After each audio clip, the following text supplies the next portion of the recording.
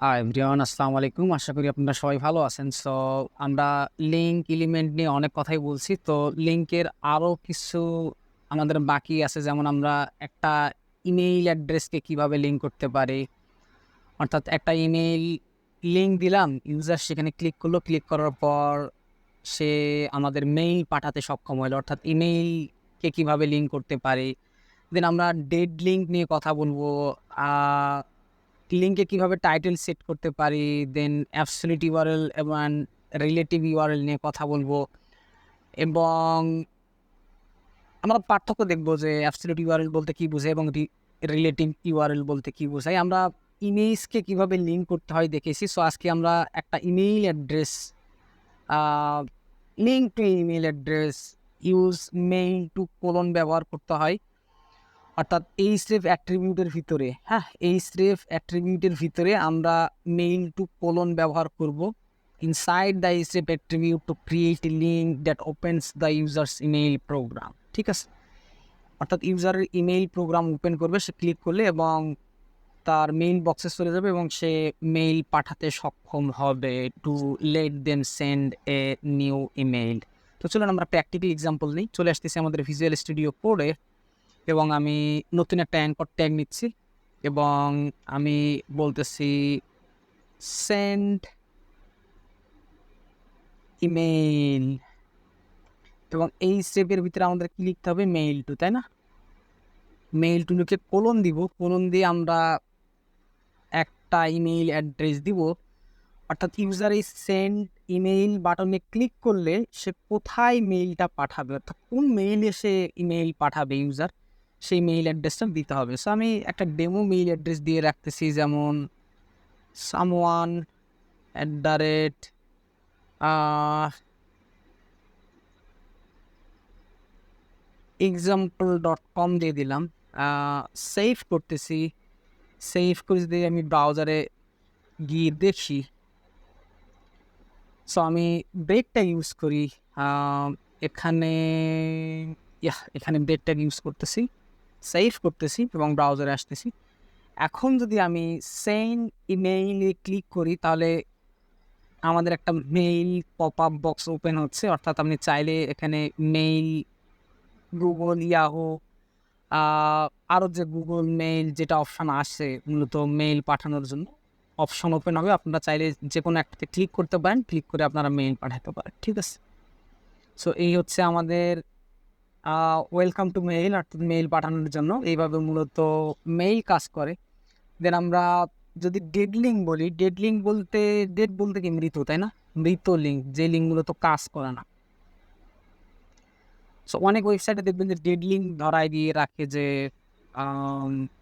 Click করতেছেন বাটনে but কোনো কিছু ঘটতেছে না, তাই না? আমরা ডেড লিঙ্ক একটা ক্রিয়েট করা শিখি, কীভাবে ডেড লিঙ্ক ক্রিয়েট করতে হয়। এখানে হ্যাশ সিম্বল দিতে হয় এই স্টেপের ভিতরে এবং আপনি এখানে বলে দিলেন ডেড লিঙ্ক। অথবা অন্য কোনো টেক্সটও আপনি দিতে পারেন, যে লিঙ্কে ক্লিক করলে মূলত কোথাও যাবে না, কোনো কিছুই ঘটবে না। ঠিক আছে, মূলত এটা বেস্ট প্র্যাকটিস। ডেড লিঙ্ক আসলে ফাঁকা রাখা উচিত না। এখানে ভ্যালু কোনো কিছুই দিলেন না, তাও ঠিক, এটাও ঠিক, এটাও কারেক্ট। বাট ডেড লিঙ্কের জন্য বেস্ট প্র্যাকটিস হচ্ছে হ্যাশট্যাগ ইউজ করা। অর্থাৎ পরবর্তীতে আপনি চাচ্ছেন যে এখন আমি কাজ করতেছি, লিঙ্ক এখানে দিব না, পরে আসি আমি এখানে লিঙ্কটা অ্যাড করাই দিব, সেক্ষেত্রে আপনারা ডেড লিঙ্ক ইউজ করতে পারেন। ঠিক আছে, যদি আমি ব্রাউজারে যাই, গিয়ে যদি দেখি ডেড লিঙ্ক, এখানে ক্লিক করলে মূলত কোথাও কিছু ঘটবে না। শেষে দেখবেন যে এই হ্যাশ সিম্বল, ইউআরএল এর শেষে একটা হ্যাশ সিম্বল দেখতে পাচ্ছে। ঠিক আছে, দেন আমরা যদি দেখি টাইটেল অ্যাট্রিবিউট কি টাইটেল দেওয়ার জন্য, আমরা টাইটেল অ্যাট্রিবিউট আগেও দেখেছি, তাই না?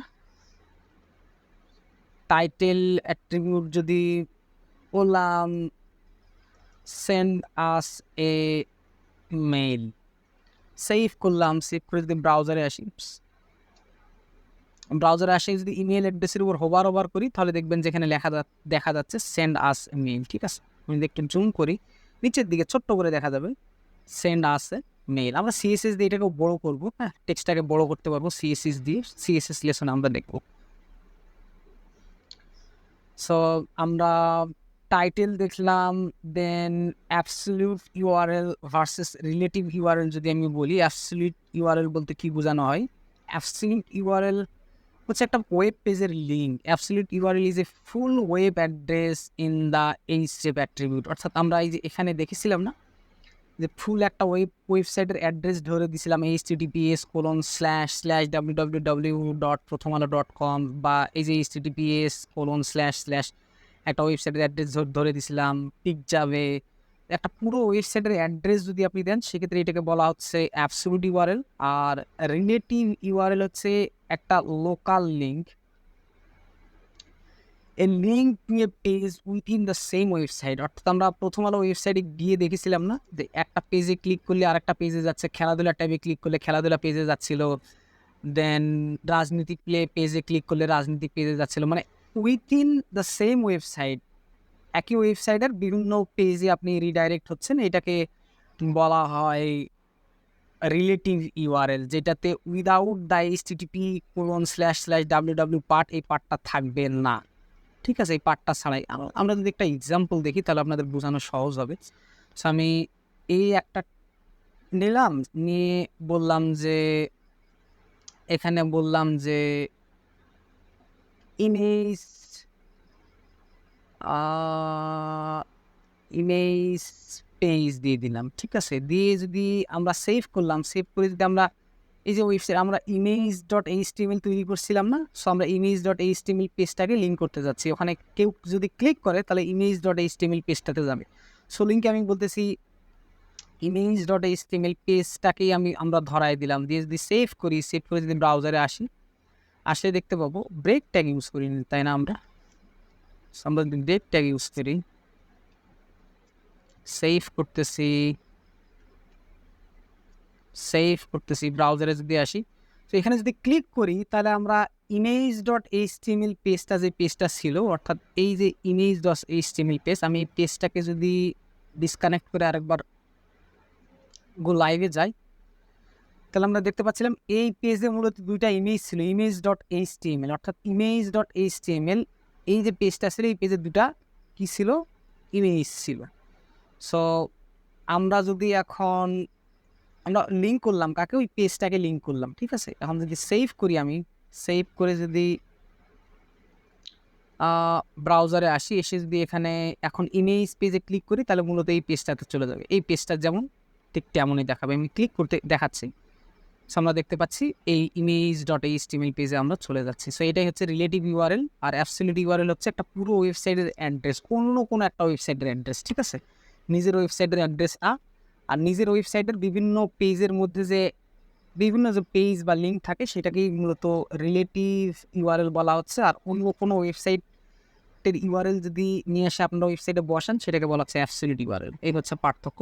সো আমরা যদি একটু সামারি দেখে নিই পুরো এই HTML লিঙ্ক এলিমেন্টে মূলত আমরা কী শিখলাম।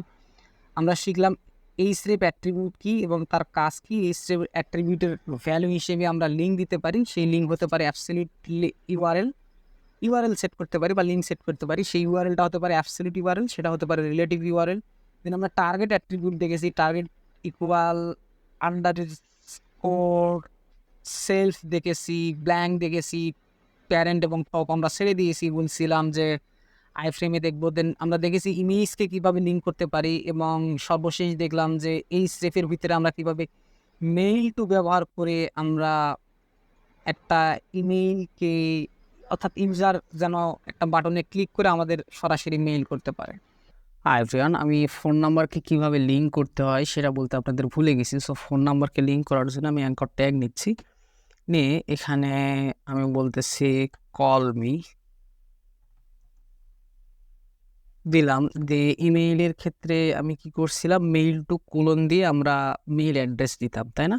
সো টেলিফোনের নাম্বার ক্ষেত্রে বা ফোন নাম্বার ক্ষেত্রে টেল কোলন দিতে হয়, দিয়ে কান্ট্রি কোড মাস্ট বি দিতেই হবে। সো আমি +88 বাংলাদেশের কান্ট্রি কোড লিখতেছি, লিখে দেন আমি ফোন নাম্বার টাইপ করতেছি। আপনারা স্পেস দিয়ে ফোন নাম্বার লিখতে পারেন, আমি দিচ্ছি না। 017 লিখে 0173 8টা আমাকে শুরু দিতে হবে, 1234 1234 দিলাম। দিয়ে যদি আমি কোডটাকে সেভ করি, সেভ করে যদি আমি ব্রাউজারে আসি, এসে এখানে কল মির জায়গায় যদি আমি ক্লিক করি তাহলে এখানে দেখাচ্ছে the site is trying to open Google Chrome, অর্থাৎ গুগল ক্রোম বা এরকম একটা পপ আপ ওপেন হবে। আপনারা যদি ফোন থেকে ব্রাউজ করেন তাহলে ডিরেক্ট কিন্তু আপনাকে একবারে কল লিস্টে নিয়ে চলে যাবে, অর্থাৎ যেখান থেকে কল দেওয়া হয় সেই জায়গায় নিয়ে চলে যাবে এবং নাম্বার সহ আপনি দেন কল বাটনে ক্লিক করলেই আপনার কলটা চলে যাবে এই নাম্বারে। ঠিক আছে, তো দেখা হচ্ছে পরবর্তী লেসনে। সে পর্যন্ত ভালো থাকবেন, সুস্থ থাকবেন। আল্লাহ হাফেজ।